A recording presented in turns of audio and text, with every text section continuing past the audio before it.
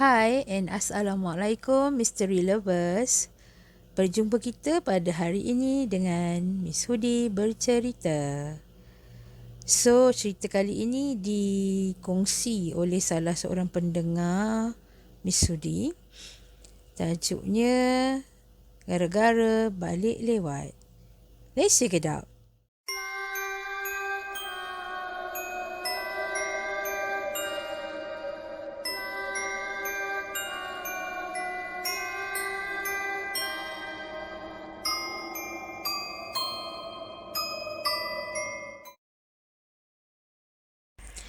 Hai, aku ada satu cerita untuk dikongsikan dengan korang semua. Cerita ni berlaku pada tahun dalam 1999 macam tu. Okey, cerita ni actually bukanlah yang terjadi pada aku, tapi terjadi pada mak saudara aku. Perkara ni terjadi masa mak saudara aku ni masih dalam waktu belajar lagi. Masa tu dia belajar di salah satu universiti di utara. Jadinya kebetulan satu malam tu kawan dia ajak pergi konsert tau. Okay. So dia punya asrama college tu dia terletak di, tak silap aku, Kedah. Tapi dia punya konsert tu dekat Penang. So mengambil masa dalam around sejam macam tu untuk sampai. Dan diorang ambil keputusan untuk charter satu van sewa dulu kan, murah jugalah van sewa dulu kan. Sebab fikir kalau pergi naik taksi pun sama je, mungkin lagi costing kan. Kalau naik van sewa ni sekurang-kurangnya just bayar van sewa, lepas tu diorang tolong duit minyak, nak pergi mana-mana pun mudah kan. Okay. So diorang pun dengan plan yang ada dalam kepala tu pergilah satu konsert artis rock yang agak terkenal lah dekat tanah air kita masa tu. Okay. Jadi kan cerita diorang pergi ke konsert tu dalam pukul 10-11 macam tu lah kan. Sebenarnya biasalah kolej asrama mana boleh kalau kita balik lewat kan. Tapi diorang dah kautim siap-siap dah dengan pakcik Gad tu. Kebetulan salah seorang kawan pada makcik aku ni, pakcik Gad tu, kata pakcik Gad tu bapak saudara dia. Dan kawan makcik aku ni dia tak duduk pun kat kolej tu, dia duduk dekat rumah dia sendirilah, rumah dia dekat-dekat dengan kolej tu. Okey, balik pada cerita yang diorang pergi konsert tu. Diorang pun pergilah konsert, happy-happy lah, biasalah. Pergi dalam orang pukul 11 tu.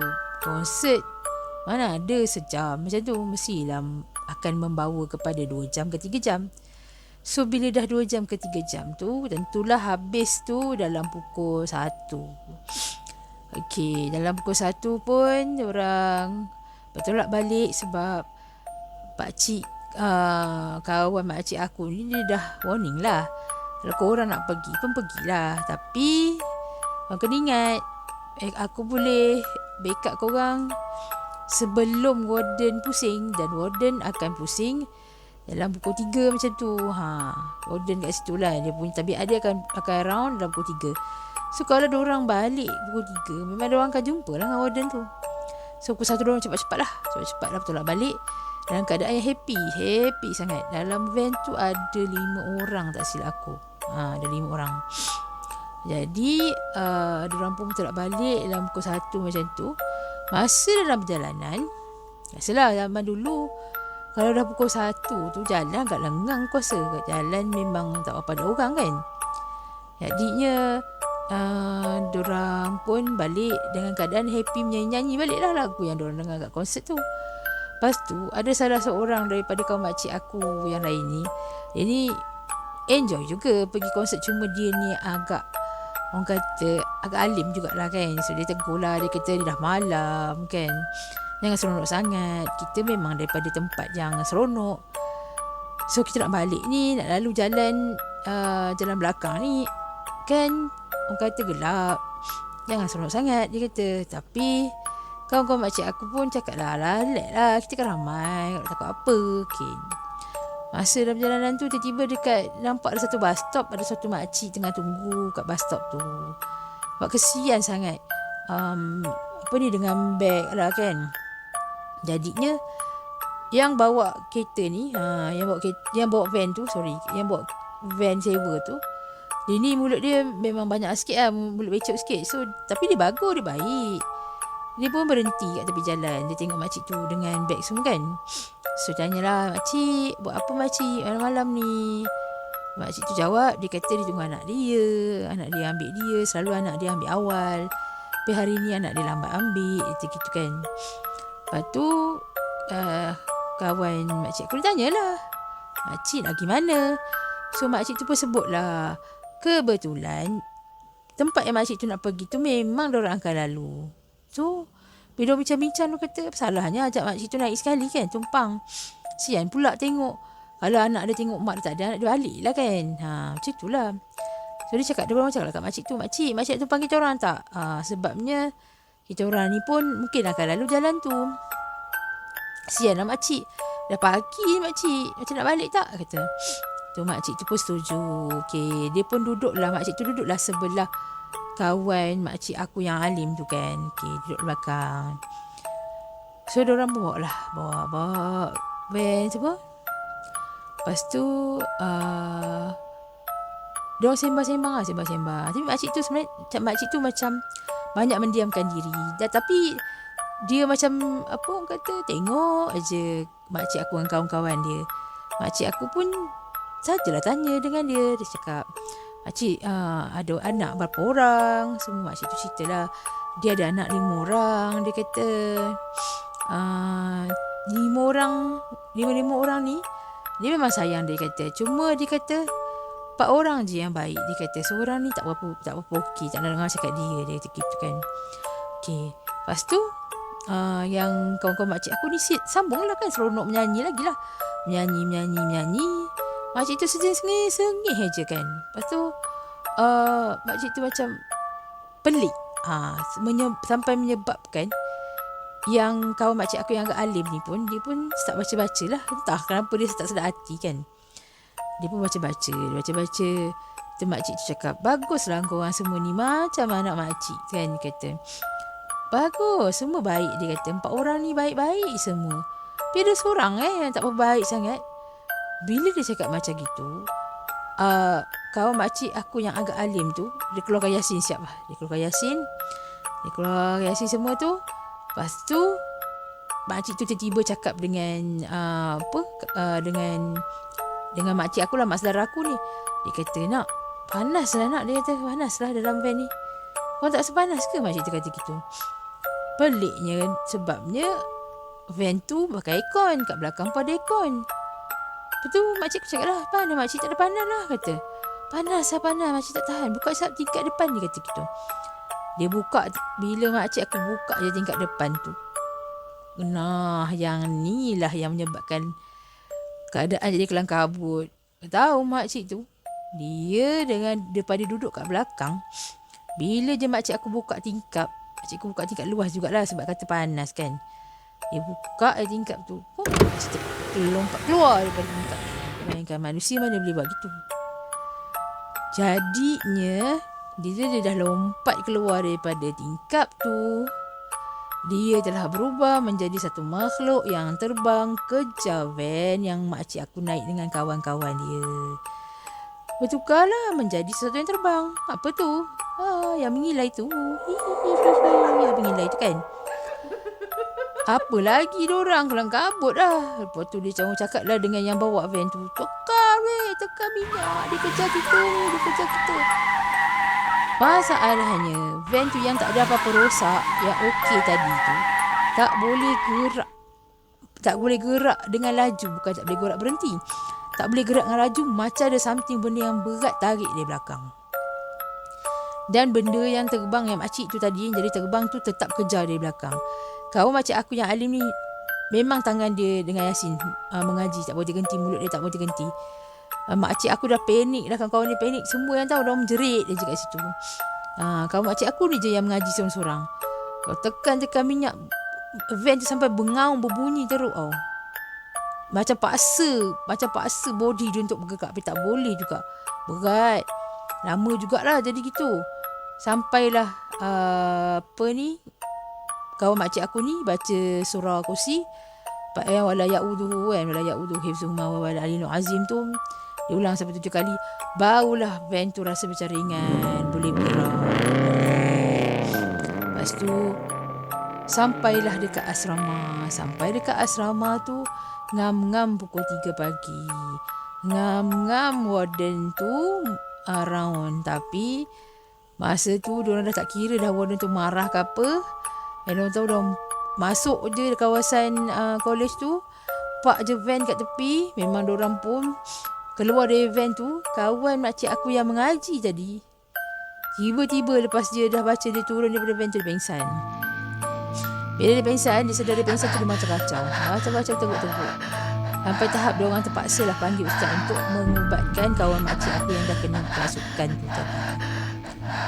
So bila kawan makcik aku terkena kerasukan tadi, ada ustaz tu panggil lah makcik aku, sebabnya kawan dia yang lain-lain pun dah macam orang kata, lagi yang bawa van tu memang dah dalam masa semangat dah kat situ. Makcik aku ni dia agak berani juga kan. Jadi dia panggil makcik aku, dia kata, "Mai sini, mana van yang kau bawa tu?" Makcik aku pergilah tunjuk. Ustaz tu panggil makcik aku, dia kata, "Mai tengok van ni. Kau tahu tak van tu tadi yang elok." Bila makcik aku pergi tengok, van tu macam sengit sebelah. Van tu sengit sebelah. Lepas tu ustaz tu ada kutip, ada satu batu, empat ketul batu dalam van tu. Lepas tu ustaz tu cerita dengan makcik aku, "Korang tahu tak, korang naik van ni, ada benda 4 ekor duduk atas van ni," kata. Tu sebab kau nampak berat kan. Lepas tu dia keluarkan batu tu. Lepas tu dia tanya makcik aku, "Ni ustaz nak tanya sekarang ni, korang ni sebenarnya pergi mana?" Dia kata gitu. Makcik aku ceritalah kan, pada A sampai Z tu. Cerita bila makcik aku cerita pasal benda terjadi tu dengan warden dia pun tahu. Memang teruk diorang kena lah gitu. Memang kau kena. Sebab diorang dah melanggar peraturan asrama lah. Satu, patutnya hari cuti pergi outing kat bandar dekat-dekat aje. Diorang pergi Bantai, pergi Penang. Pergi pula orang kata dengan, yalah, pergi konsert kan. Kau tahulah konsert macam mana. Konsert kan bercampur lelaki perempuan, dah tak elok dah kat situ. Kedua, balik pun diorang dah lewat malam, dah pukul 1. Kawan makcik aku yang kena rasuk tu pun akhirnya mujur lah kan. Bila ustaz tu dah ubat dia, lama jugalah. Daripada diorang sampai pukul 3 pagi, kakak subuh baru kawan makcik aku tersedar kan. Bila tersedar tu dia ceritalah apa yang dia mimpi. Dia mimpi ada macam 4 makhluk ni duk cekik dia. So ustaz tu ceritalah benda tu lah yang menumpang dekat van tu kan. Lepas tu ustaz tu pesan lagi kat kita orang, kalau boleh lepas ni elakkanlah keluar malam-malam sampai pukul 1 pagi 2 pagi. Sebab you all ni perempuan. Ustaz tu kata orang perempuan ni kadang waktu jiwanya bukan lemah kan, tapi kalau dalam keadaan tak boleh semayang lah ke apa ke, benda-benda macam tu suka akan dekat kan, dan mudah kena. Gitulah. Lepas tu ustaz tu pun cakap dengan kita orang, dia kata lain kali kalau ada terjumpa orang tua ke, orang perempuan ke, apa-apa saja orang yang cuba korang fikir, adakah logik duduk di bus stand sampai pukul 1-2 pagi, janganlah tegur atau berhenti. Itu sahaja. Dan ustaz tu bagilah ada ayat-ayat pendinding lah dekat makcik aku dengan kawan-kawan dia. Dan sebabkan kejadian tu, warden telah mengetatkan lagi lah peraturan untuk keluar masuk asrama kan. Jadi kawan-kawan makcik aku dengan makcik aku pun kira mendapat orang cakap pengajaran yang pedih lah kan. Hanya kerana untuk bersukaria tapi mengundang padah. Dan nasib baiklah tak jadi apa-apa yang buruk tengah jalan. Contohlah tiba-tiba accident ke apa kan. Jadinya makcik aku pun akhir cerita kat aku balik lah untuk jadi pengajaran kat aku lah benda tu. So, tamat cerita buat kita pada hari ini. Cerita hari ni agak pendek sikit kan. Jadi kalau ada siapa yang ingin Miss Hudi ceritakan cerita pengalaman dia, kan, paling okey lagi yang seram-seram sikit kan. Boleh tak kat komen ke ataupun emailkan kepada Miss Hudi. Nanti Miss Hudi akan letakkan email tu dekat description, okey? Okey, jangan lupa like and subscribe. Dan jangan lupa tadi janji kita di Miss Hudi bercerita. InsyaAllah kita akan ceritakan cerita seram-seram ataupun cerita yang apa orang kata meremangkan bulu rumah lagi. Okay? Bye-bye. Ciao.